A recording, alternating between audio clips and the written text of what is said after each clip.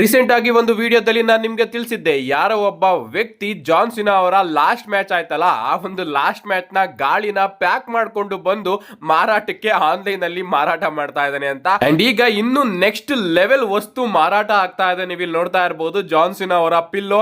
And ಈ ಒಂದು ಪಿಲ್ಲೋದಲ್ಲಿ ಯಾವ ಫೋಟೋ ಯೂಸ್ ಮಾಡಿದ್ದಾರೆ ಸ್ವಲ್ಪ ನೀವು ಇಲ್ಲಿ ನೋಡ್ತಾ ಇರಬಹುದು. ಅಂಡ್ ಹ್ಯೂಮನ್ ಸೈಜ್ ಪಿಲ್ಲೋ ಅಂತಾನೆ ಹೇಳ್ಬೇಕು. ಅಂಡ್ ಪಕ್ಕದಲ್ಲಿ ಗ್ರಾಫಿಕ್ ನು ಕೂಡ ಯಾವ ರೀತಿ ಹಾಕಿದ್ದಾರೆ ಗುರು. ಇಂತ ಐಡಿಯಾ ಎಲ್ಲ ಅವರು ಎಲ್ಲಿಂದ ತಗೊಂಡು ಬರ್ತಾರೆ ಯಪ್ಪ. ನನಗಂತೂ ಆಶ್ಚರ್ಯ ಆಗುತ್ತೆ US ಆಡಿಯನ್ಸ್ ನ ನೋಡ್ತಾ ಇದ್ರೆ. ಏನೇ ಆಗ್ಲಿ ಇದು ಕೂಡ ಮಾರಾಟಕ್ಕೆ ಬಂದಿದೆ. ನೆಕ್ಸ್ಟ್ ಅಪ್ಡೇಟ್ ಕಡೆ ಬರೋದಾದ್ರೆ ಇದ್ದಿರ್ತಕ್ಕಂಥದ್ದು ರಸಲ್ ಮೇನಿಯಾ 42 ನ ಟಿಕೆಟ್ ಸೇಲ್ ಬಗ್ಗೆ. ರಸಲ್ ಮೇನಿಯಾ 42 ನಮಗೆ ಏಪ್ರಿಲ್ 18 ಹಾಗೆ 19ನೇ ತಾರೀಕು ನೋಡೋದಕ್ಕೆ ಸಿಗ್ತಾ ಇದೆ. ಇಂಡಿಯಾದಲ್ಲಿ 19 ಹಾಗೆ 20ನೇ ತಾರೀಕು ಆಗುತ್ತೆ ಅಂತಾನೆ ಹೇಳ್ಬೇಕು. ಸೊ ಸೀಟಿಂಗ್ ಕೆಪಾಸಿಟಿ ಎಷ್ಟಿದೆ, ಟಿಕೆಟ್ ಗಳು ಎಷ್ಟು ಮಾರಾಟ ಆಗಿದೆ ಅಂತ ನೋಡ್ಕೊಂಡು ಬರೋದಾದ್ರೆ ಸೀಟಿಂಗ್ ಕೆಪಾಸಿಟಿ ಇರೋದು 43,416. ಅಂಡ್ ಈಗಾಗಲೇ ರಸಲ್ ಮೇನಿಯಾ ನೈಟ್ 1 ಗೆ WWE ಅವರು 35,973 ಟಿಕೆಟ್ ಗಳನ್ನ ಮಾರಾಟ ಮಾಡಿದ್ದಾರೆ. ಅಂಡ್ ಉಳಿದಿರ್ತಕ್ಕಂಥದ್ದು 6,375 ಟಿಕೆಟ್ಸ್ ಗಳು. ಅಂಡ್ ಈ ಕಡೆ ನೈಟ್ 2 ಕಡೆ ಬರೋದಾದ್ರೆ 36,045 ಟಿಕೆಟ್ ಗಳು ಮಾರಾಟ ಆಗಿದೆ. ಅಂಡ್ ಇನ್ನ ಉಳಿದಿರೋದು 6,303 ಟಿಕೆಟ್ ಗಳು. ಅಫ್ಕೋರ್ಸ್ ಸೀಟಿಂಗ್ ಕೆಪಾಸಿಟಿನ WWE ಅವರು ಇನ್ಕ್ರೀಸ್ ಮಾಡೇ ಮಾಡ್ತಾರೆ. 60,000 ಅಥವಾ 70,000 ತನಕನೂ ಕೂಡ WWE ಅವರು ಇನ್ಕ್ರೀಸ್ ಮಾಡುವಂತಹ ಚಾನ್ಸಸ್ ಇದೆ. ಸೊ ಒನ್ಸ್ ಈ ಎಲ್ಲಾ ಟಿಕೆಟ್ ಗಳು ಕೂಡ ಮಾರಾಟ ಆದ್ಮೇಲೆ WWE ಅವರು ಎಕ್ಸ್ಟ್ರಾ ಟಿಕೆಟ್ ಗಳನ್ನ ಅಫ್ಕೋರ್ಸ್ ಇನ್ಕ್ರೀಸ್ ಮಾಡೇ ಮಾಡ್ತಾರೆ. ನೆಕ್ಸ್ಟ್ ಅಪ್ಡೇಟ್ ಕಡೆ ಬರೋದಾದ್ರೆ ನಿಮ್ಗೆ ಗೊತ್ತಿರಬಹುದು, ಈಗ ಕ್ರಿಸ್ಮಸ್ ನಡೀತಾ ಇದೆ. ಅಂಡ್ US ಎಲ್ಲ ಇವತ್ತು ಕ್ರಿಸ್ಮಸ್ ಅಂತಾನೆ ಹೇಳ್ಬೇಕು. And by the way happy Christmas ಎಲ್ಲರಿಗೂ ಕೂಡ. ಏನೇ ಆಗ್ಲಿ ಇವತ್ತಿಂದ 8 ವರ್ಷಗಳ ಹಿಂದೆ ಮಂಡೇ ನೈಟ್ ರಾ ಅಲ್ಲಿ ನಮಗೆ ಈ ಒಂದು ಸಿನಾರಿಯೋ ನೋಡೋದಕ್ಕೆ ಸಿಕ್ಕಿತ್ತು. ಅಂಡ್ ಅಲ್ಲಿ ಜೇಸನ್ ಜಾರ್ಡನ್ ಹಾಗೆ ಸತ್ ಫ್ರೀಕಿನ್ ರಾಲೆನ್ಸ್ ಅವರು ಮಂಡೇ ನೈಟ್ ರಾ ಟ್ಯಾಗ್ ಟೀಮ್ ಚಾಂಪಿಯನ್ಸ್ ಆಗಿದ್ರು. ಅಂಡ್ ಆ ಕಾಲಗಳೇ ಒಂದ್ ರೀತಿ ವಿಚಿತ್ರ ಗುರು. ಹಾಲಿಡೇನೆ ಕೊಡ್ತಾ ಇರ್ಲಿಲ್ಲ. ಎಲ್ಲಾ ಶೋಗಳು ಕೂಡ ಲೈವ್ ಶೋ ಆಗಿ ನಮಗೆ ನೋಡೋದಕ್ಕೆ ಸಿಗೋದು. ಬಟ್ ಈಗ ಎಲ್ಲದನ್ನು ಕೂಡ ಪ್ರೀ ಟೇಪ್ ಮಾಡ್ಕೊಂಡು ಇಟ್ಕೊಂಡಿದ್ದಾರೆ. ಜೇಸನ್ ಜಾರ್ಡನ್ ಅವ್ರನ್ನ ನೋಡ್ತಾ ಇದ್ರೆ ನಿಜವಾಗ್ಲೂ ಕೂಡ ಬೇಜಾರಾಗುತ್ತೆ. ಯಾಕಂದ್ರೆ ಒಂದೇ ಒಂದು ಇಂಜುರಿ ಅವರ ಕರಿಯರ್ ನೇ ಹಾಳು ಮಾಡ್ತು ಅಂತಾನೆ ಹೇಳ್ಬೇಕು. ಅಂಡ್ ಬಹಳಷ್ಟು ಕ್ರಿಸ್ಮಸ್ ಟ್ರೀಗಳನ್ನ ನೀವು ನೋಡಿರ್ತೀರಾ. ಬಟ್ ಬೆಸ್ಟ್ ಕ್ರಿಸ್ಮಸ್ ಟ್ರೀನ ನಾನು ಇವತ್ತು ನಿಮಗೆ ತೋರಿಸ್ತೀನಿ. ನೀವು ಇಲ್ಲಿ ನೋಡ್ತಾ ಇರಬಹುದು. ಯಾರಿಗೂ ಇಂಥ ಕಲೆನ ಯೂಸ್ ಮಾಡಿರೋದು ರ್ಯಾಂಡಿ ಓಟನ್ ಅವ್ರನ್ನ ತಗೊಂಡೋಗಿ ಕ್ರಿಸ್ಮಸ್ ಟ್ರೀಗೆನೆ ಹಾರ್ಕೆವು ಹಾಕೋ ರೀತಿ ಯೂಸ್ ಮಾಡಿದ್ದಾರೆ. ಏನೇ ಆಗ್ಲಿ ನನಗಂತೂ ಈ ಲೆವೆಲ್ ನ ಕ್ರಿಯೇಟಿವಿಟಿ ಸಿಕ್ಕಾಪಟ್ಟೆ ಇಷ್ಟ ಆಗೋಯ್ತು. ಅಂಡ್ ನನ್ನ ಪ್ರಕಾರ ಇದೇ best Christmas decoration. Next update ಕಡೆ ಬರೋದಾದ್ರೆ ಇದಿರ್ತಕ್ಕಂಥದ್ದು ನಮ್ಮ ಜಾನ್ ಸಿನಾ ಅವರ ಬಗ್ಗೆ. PBT ಅವರ ವೋಟಿಂಗ್ ಪ್ರಕಾರ ಜಾನ್ ಸಿನಾ ಅವರು ಈಗ 2025ರ ಪರ್ಸನ್ ಆಫ್ ದ ಇಯರ್ ಆಗಿದ್ದಾರೆ. ಲಿಟರಲಿ ಈ ಒಂದು ನಾಮಿನೇಷನ್ ಅಲ್ಲಿ ಎಲ್ಲರೂ ಕೂಡ ಇದ್ರು. ಪಬ್ಲಿಕ್ ಫಿಗರ್ ಇಂದ, ಹೀರೋಸ್ ಗಳಿಂದ, ಆಕ್ಟರ್ಸ್ ಗಳಿಂದ, ಪ್ಲೇಯರ್ಸ್ ಗಳಿಂದ ಎಲ್ಲರೂ ಕೂಡ ಇದ್ರು. ಕ್ರಿಸ್ಟಿಯಾನೋ ರೊನಾಲ್ಡೋ ಆಗಿರಬಹುದು, ಮೆಸ್ಸಿ ಆಗಿರಬಹುದು, ಎಲ್ಲರೂ ಕೂಡ ಇದ್ರು. ಅಂಡ್ ಎಂಡಿಂಗ್ ಅಲ್ಲಿ ಫ್ಯಾನ್ಸ್ ಗಳು ರೊನಾಲ್ಡೋ ಹಾಗೆ ಜಾನ್ ಸಿನಾ ಅವರ ನಡುವೆ ವೋಟ್ ಮಾಡಬೇಕಾಯ್ತು. ಅಂಡ್ ಅದರಲ್ಲಿ 55% ಓಟು ನಮ್ಮ ಜಾನ್ ಸಿನಾ ಅವರಿಗೆ ಬಿದ್ರೆ 45% ಓಟು ನಮ್ಮ ಕ್ರಿಸ್ಟಿಯಾನೋ ರೊನಾಲ್ಡೋ ಅವರಿಗೆ ಬಿದ್ದಿತ್ತು. ಅಂಡ್ ಇದರಿಂದ ನಮ್ಮ ಜಾನ್ ಸಿನಾ ಅವರು ನಮ್ಮ ಕ್ರಿಸ್ಟಿಯಾನೋ ರೊನಾಲ್ಡೋ ಅವ್ರನ್ನ ಸೋಲ್ಸೋದ್ರ ಮುಖಾಂತರ ಪರ್ಸನ್ ಆಫ್ ದ ಇಯರ್ ಆಗಿದ್ದಾರೆ. ಸೊ ಫ್ಯಾನ್ಸ್ ಗಳ ಓಟ್ ಇಂದ ಜಾನ್ ಸಿನಾ ಅವರು 2025ರಲ್ಲಿ ಪರ್ಸನ್ ಆಫ್ ದ ಇಯರ್ ಆಗಿದ್ದಾರೆ. ಲಿಟರಲಿ ಕೂಡ ತುಂಬಾನೇ ದೊಡ್ಡ ವಿಚಾರ ಅಂತಾನೆ ಹೇಳ್ಬೇಕು. ಇವರೊಬ್ರು ವೋಟಿಂಗ್ ನ ನಡೆಸಿ ಇದನ್ನ ಕೊಟ್ಟಿರೋದು ಅಷ್ಟೊಂದೇನು ದೊಡ್ಡ ವಿಚಾರ ಅಲ್ಲ. ಆದ್ರೂ ಕೂಡ ಜಾನ್ ಸಿನಾ ಅವರ ಫ್ಯಾನ್ಸ್ ಗಳಿಗೆ ನಿಜವಾಗ್ಲೂ ಇದು ಖುಷಿ ತರುವಂತಹ ವಿಚಾರ. ಯಾಕಂದ್ರೆ ಪಕ್ಕದಲ್ಲಿ ಕ್ರಿಸ್ಟಿಯಾನೋ ರೊನಾಲ್ಡೋ ಇದ್ರೂ ಕೂಡ ಅವ್ರು ಎಷ್ಟು ಫೇಮಸ್ ಅಂತ ಎಲ್ಲರಿಗೂ ಕೂಡ ಗೊತ್ತೇ ಇರಬಹುದು. ಅವ್ರ ವಿರುದ್ಧ ಗೆಲ್ಲೋದು ಅದು ಕೂಡ ನಮ್ಮ ಜಾನ್ ಸಿನಾ ಅಂದ್ರೆ ಲಿಟರಲಿ ಅದು ತುಂಬಾನೇ ದೊಡ್ಡ ವಿಚಾರ. ನೆಕ್ಸ್ಟ್ ಅಪ್ಡೇಟ್ ಕಡೆ ಬರೋದಾದ್ರೆ ಇದಿರ್ತಕ್ಕಂಥದ್ದು ನಮ್ಮ ಅಮೆರಿಕನ್ ನೈಟ್ ಮೇರ್ ಕೋಡಿ ರೋಡ್ಸ್ ಅವರ ಬಗ್ಗೆ. ನಿನ್ನೆ ವಿಡಿಯೋದಲ್ಲಿ ನಾನು ನಿಮ್ಗೆ ತಿಳಿಸಿದ್ದೆ, ರೋಮನ್ ರೈನ್ಸ್ ಅವರು ಮನೆಯಲ್ಲಿ ಸುಮ್ಮನೆ ಕೂತ್ಕೊಂಡಿಲ್ಲ, ಅವರು ಮೇಕೆ ವಿಶ್ ನ ಮಾಡ್ತಾ ಇದ್ದಾರೆ. ಅಂದ್ರೆ ಪಿಜ್ಜಾ ಡೆಲಿವರಿ ಕೆಲಸನೂ ಕೂಡ ರೋಮನ್ ರೈನ್ಸ್ ಅವರು ಮಾಡ್ತಾ ಇದ್ದಾರೆ ಅಂತ. ಅಂಡ್ ಈಗ ಗೈಸ್ ಸ್ವಲ್ಪ ನಮ್ಮ ಕೋಡಿ ರೋಡ್ಸ್ ಅವರ ಬಗ್ಗೆನೂ ಕೂಡ ಮಾತಾಡೋದಾದ್ರೆ 2025ರಲ್ಲಿ ನಮ್ಮ ಕೋಡಿ ರೋಡ್ಸ್ ಅವರು ಅತಿ ಹೆಚ್ಚು ಮೇಕೆ ವಿಶ್ ನ ಪೂರೈಸಿದ್ದಾರೆ ಅಂತಾನೆ ಹೇಳ್ಬೇಕು. ಅಂದ್ರೆ ಮಕ್ಕಳ ಬಳಿ ಹೋಗಿ ಫೋಟೋಸ್ ಗಳನ್ನ ತೆಗೆಸ್ಕೊಳ್ಳೋದು, ಅವ್ರ ಜೊತೆ ಟೈಮ್ ಸ್ಪೆಂಡ್ ಮಾಡೋದು, ಸರ್ಪ್ರೈಸ್ ವಿಸಿಟ್ ನ ಕೊಡೋದು, ಈ ರೀತಿ ಮೇಕೆ ವಿಶ್ ಅಲ್ಲಿ 2025ರಲ್ಲಿ ನಮ್ಮ ಕೋಡಿ ರೋಡ್ಸ್ ಅವರು ಜಾಸ್ತಿ ವಿಶಸ್ ಗಳನ್ನ ಪೂರೈಸಿದ್ದಾರೆ. ಲಿಟರಲಿ ಜಾನ್ ಸಿನಾ ಅವರನ್ನು ಕೂಡ ಹಿಂದೆ ದಾಟಿದ್ದಾರೆ. 2025ರಲ್ಲಿ ನಮ್ಮ ಜಾನ್ ಸಿನಾ ಅವರು ಸಿಕ್ಕಾಪಟ್ಟೆ ಬಿಸಿ ಇದ್ರು ಅಂತಾನೆ ಹೇಳ್ಬೇಕು.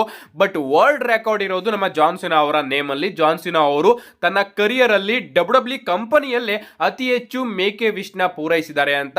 ಅಂಡ್ ಸೆಕೆಂಡ್ ಅಲ್ಲಿ ರೋಮನ್ ರೈನ್ಸ್ ಅವರು ಇದ್ದಾರೆ. ಅಂಡ್ ಈಗ ಕೋಡಿ ರೋಡ್ಸ್ ಅವರು ಕೂಡ ಆ ಒಂದು ಲೆವೆಲ್ ನ ತಲುಪೋದಕ್ಕೆ ಟ್ರೈ ಮಾಡ್ತಾ ಇದ್ದಾರೆ. 2025ರಲ್ಲಿ ಅವರು ಜಾಸ್ತಿ ಮೇಕೆ ವಿಶ್ ನ ಪೂರೈಸಿದ್ದಾರೆ. ನೆಕ್ಸ್ಟ್ ಅಪ್ಡೇಟ್ ಕಡೆ ಬರೋದಾದ್ರೆ ಇದಿರ್ತಕ್ಕಂಥದ್ದು ಜನವರಿ 5ನೇ ತಾರೀಕಿನ ಮಂಡೇ ನೈಟ್ ರಾ ಬಗ್ಗೆ. ನಿಮ್ಗೆ ಗೊತ್ತಿರಬಹುದು, ಜನವರಿ 5ನೇ ತಾರೀಕಿನ ಮಂಡೇ ನೈಟ್ ನೈಟ್ರೋ ನೆಟ್ಫ್ಲಿಕ್ಸ್ ನ ಪ್ರೀಮಿಯರ್ ಎಪಿಸೋಡ್ ಆಗಲಿದೆ. ಅಂದ್ರೆ 1 year ಆನಿವರ್ಸರಿ ಎಪಿಸೋಡ್ ಅಂತ ಡಬ್ಲ್ಯೂ ಅವರು ಪ್ರಮೋಟ್ ಮಾಡ್ತಾ ಇದ್ದಾರೆ. ಅಂಡ್ ಅದ್ರ ಜೊತೆಗೆ ಸ್ಟ್ರೇಂಜರ್ ಥಿಂಗ್ಸ್ ಅವರು ಕೂಡ ಈಗ ಕೊಲಾಬ್ ಆಗಿದ್ದಾರೆ ಅಂತಾನೆ ಹೇಳ್ಬೇಕು. ಈಗಾಗಲೇ ಅದ್ಭುತವಾದ ಮ್ಯಾಚಸ್ ಗಳನ್ನು ಕೂಡ ಡಬ್ಲ್ಯೂ ಅವರು ಅಫಿಷಿಯಲ್ ಆಗಿ ಕನ್ಫರ್ಮ್ ಮಾಡಿದ್ದಾರೆ. ಅಂಡ್ ಅದ್ರ ಜೊತೆಗೆ ಗಾಯ್ಸ್, ಆ ಒಂದು ಮಂಡೇ ನೈಟ್ ರಾ ಅಲ್ಲಿ ನಮಗೆ ರೋಮನ್ ರೈನ್ಸ್ ಹಾಗೆ ಬ್ರಾಕ್ ಲೆಸ್ನರ್ ಅವರು ಕೂಡ ನೋಡೋದಕ್ಕೆ ಸಿಗಬಹುದು ಅಂತ ರೂಮರ್ಸ್ ಗಳು ಬರ್ತಾ ಇದೆ. ಗೊತ್ತಿಲ್ಲ ಬರ್ತಾರೋ ಇಲ್ವೋ ಅಂತ. ಬಟ್ ಡಬ್ಲ್ಯೂ ಅವರು ಆ ಒಂದು ಮಂಡೇ ನೈಟ್ ರಾ ಅನ್ನ ನೆಕ್ಸ್ಟ್ ಲೆವೆಲ್ ಆಗಿ ಬುಕ್ ಮಾಡಬೇಕು ಅಂತ ಅನ್ಕೊಂಡಿರೋ ಕಾರಣ ರೋಮನ್ ರೈನ್ಸ್ ಹಾಗೆ ಬ್ರಾಕ್ ಲೆಸ್ನರ್ ಇಬ್ರು ಕೂಡ ಆ ಒಂದು ಸೇಮ್ ಮಂಡೇ ನೈಟ್ ರಾ ಅಲ್ಲಿ ಪ್ರೆಸೆಂಟ್ ಆಗಿರಬಹುದು. ಯಾರಿಗ್ ಗೊತ್ತು, ಇಬ್ರು ಕೂಡ ತನ್ನ ಎಂಟ್ರಿನ ರಾಯಲ್ ರಂಬಲ್ ಗೆ ಅಫಿಷಿಯಲ್ ಆಗಿ ಕನ್ಫರ್ಮ್ ಕೂಡ ಮಾಡಬಹುದು ಆ ಒಂದು ಮಂಡೇ ನೈಟ್ ರಾ ಅಲ್ಲಿ. ಸೊ ಆ ಒಂದು ಮಂಡೇ ನೈಟ್ ರಾ ನ ಯಾರು ಕೂಡ ಮಿಸ್ ಮಾಡ್ಕೋಬೇಡಿ. ಅಂಡ್ ರೋಮನ್ ರೈನ್ಸ್ ಅವರ ರಸಲ್ಮೇನಿಯಾ 42 ಮ್ಯಾಚ್ ಬಗ್ಗೆ ಮಾತಾಡೋದಾದ್ರೆ ಮೊದಲು ಡಬ್ಲ್ಯೂ ಅವರು ಒರಿಜಿನಲ್ ಆಗಿ ಸೆತ್ ರೋಲೆನ್ಸ್ ಹಾಗೆ ರೋಮನ್ ರೈನ್ಸ್ ಅವರ ನಡುವೆ ಒಂದು ಸಿಂಗಲ್ಸ್ ಮ್ಯಾಚ್ ನ ಅಫಿಷಿಯಲ್ ಆಗಿ ರಸಲ್ಮೇನಿಯಾ 42 ಗೆ ಪ್ಲಾನ್ ಮಾಡ್ತಾ ಇದ್ರು.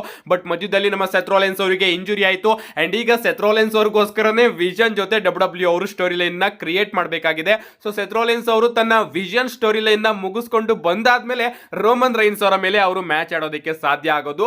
ಬಂದ್ ಕೂಡಲೇ ರೋಮನ್ ರೈನ್ಸ್ ಅವರ ಮೇಲೆ ಸೆತ್ ರೋಲೆನ್ಸ್ ಅವರ ಮ್ಯಾಚ್ ಆಗೋದಿಲ್ಲ. ಸೊ ಇದರಿಂದ ಸೆತ್ ರೋಲೆನ್ಸ್ ಹಾಗೆ ರೋಮನ್ ರೈನ್ಸ್ ಅವರ ಮ್ಯಾಚ್ ರಸಲ್ಮೇನಿಯಾದಲ್ಲಿ ಕ್ಲಿಯರ್ ಆಗಿ ಕ್ಯಾನ್ಸಲ್ ಆಗುತ್ತೆ ಅಂತ ಅನಿಸ್ತಾ ಇದೆ.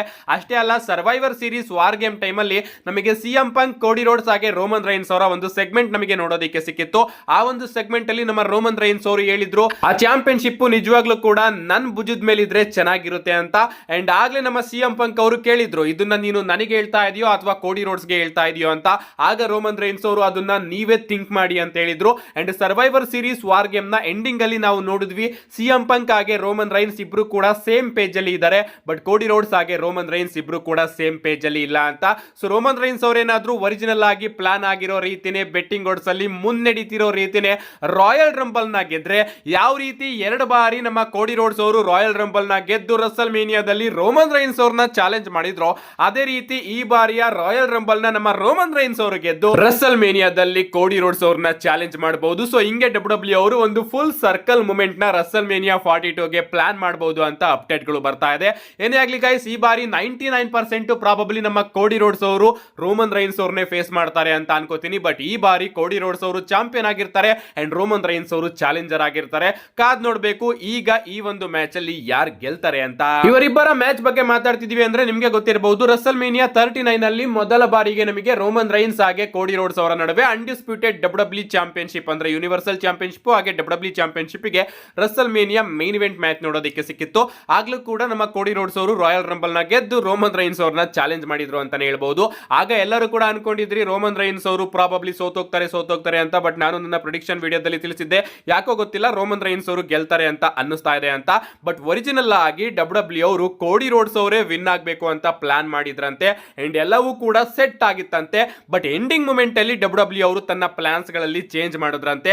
ನಮ್ಮ ಡೈಮಂಡ್ ಡ್ಯಾಲಸ್ ಪೇಜ್ ಅವರು ಈಗ ಇದನ್ನ ರಿವೀಲ್ ಮಾಡಿದ್ದಾರೆ.